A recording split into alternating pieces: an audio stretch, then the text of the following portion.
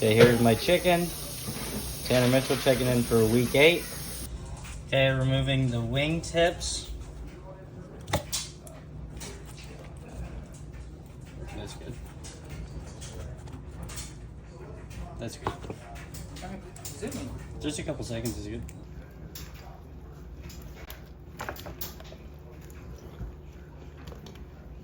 Seems pretty cracked. Okay, then you cut. Cut where? Over here? Yeah.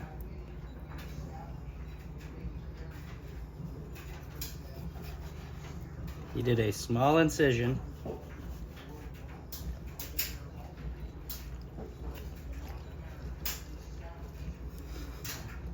Yeah, that's good.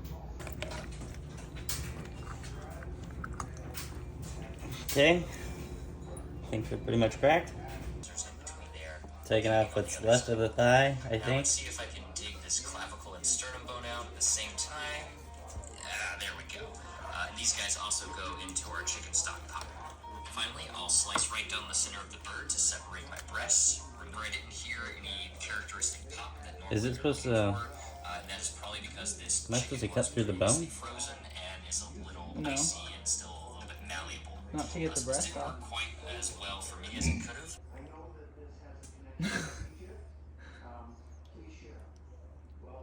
Scissors in between. Okay. Repeating on the other side. I'm just trying to fillet the breast off because I can't get through the breastbone. Same time.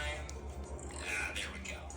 These guys also go into our chicken stock pot. Just be sure to read the instructions below and let me know if you have any questions. Alright, that's it guys. I'll catch you back in class. Okay. Cutting the wing. Here's a wing. Nice. The other wing. Somewhere around here. Wing 2. Okay. Okay, so I ended up with 2 breasts, 2 legs.